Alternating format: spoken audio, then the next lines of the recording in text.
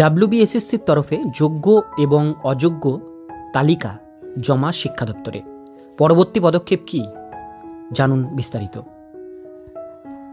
WBSSC Kolkata 13 April 2025 এই নতুন নোটিশটি জারি হয়েছে। রাজ্যের শিক্ষক নিয়োগের ইতিহাসে অন্যতম বিতর্কিত অধ্যায় হিসেবে পরিচিত ডাব্লিউবিএসএসসি 2026 নিয়োগ আবারও উঠে এসেছে শিরোনামে। দীর্ঘ প্রতীক্ষার পর স্কুল সার্ভিস কমিশন রাজ্যের শিক্ষা দপ্তরকে পাঠিয়েছে তথাকথিত যোগ্য এবং অযোগ্য প্রার্থীদের তালিকা। এই খবর প্রকাশ্যে আসতেই শিক্ষক ও শিক্ষিকাদের মধ্যে আশার আলো যেমন জেগেছে, তেমনি প্রশ্ন উঠছে এসএসসির ভূমিকা নিয়ে। অবশেষে এসএসসির তরফে তালিকা পাঠানো, কিন্তু কেন এত দেরি?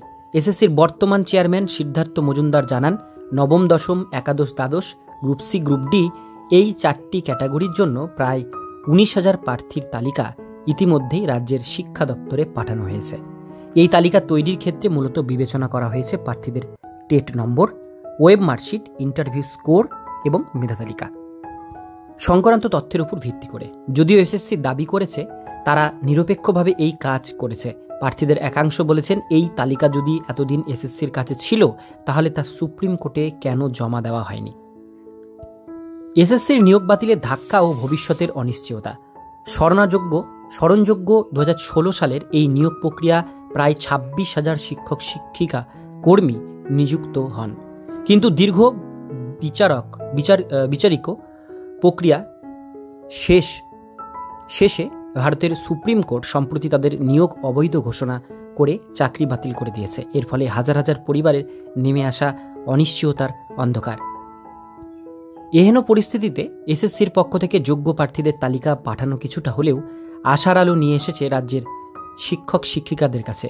তবে এখানেই শেষ নয়, এখন দেখার বিষয় রাজ্য সরকার এবং শিক্ষা দপ্তর কিভাবে এই তালিকা ব্যবহার করে পরবর্তী পদক্ষেপ গ্রহণ করে।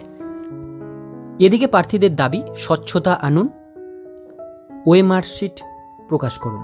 চাকরি হারানো প্রার্থীদের অনেকেই দাবি জানাচ্ছেন শুধুমাত্র তালিকা নয়, এসএসসিকে ওয়েব মার্কশিটের কপি, সম্পূর্ণ স্কোর কার্ড প্রকাশ করতে হবে, যার ফলে পরিষ্কার হবে কে কোথায় কত নম্বর পেয়েছে এবং কাদের নিয়োগে দুর্নীতি হয়েছে।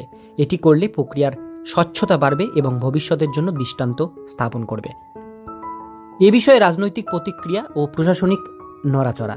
এই ঘটনায় রাজ্য রাজনীতিতেও ব্যাপক আলোড়ন সৃষ্টি হয়েছে। বিরোধী দলগুলি নানা প্রশ্ন তুলেছে।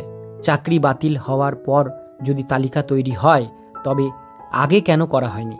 অন্যদিকে শিক্ষা দপ্তর বলেছে তারা জেলা পর্যায়ে তথ্য সংগ্রহ শুরু করেছে এবং এসএসসির দেওয়া তথ্য যাচাই করেই পরবর্তী সিদ্ধান্ত নেওয়া হবে। 2026 এর তালিকা নতুন করে হাজার হাজার চাকরি প্রত্যাশীর মনে আশার সঞ্চার করেছে। তবে শুধু তালিকা পাঠানোই যথেষ্ট নয়, এখন এসএসসি ও শিক্ষা দপ্তরের সম্মিলিত উদ্যোগেই নির্ধারিত হবে এই প্রার্থীদের ভবিষ্যৎ। তালিকা অনুযায়ী কারা টেনেন্ট অর্থাৎ অযোগ্য আর কারা নন টেন অর্থাৎ যোগ্য, এই বিষয়টি স্বচ্ছভাবে জনসমক্ষে আনলে তবেই মানুষ প্রকৃত সত্য জানতে পারবে।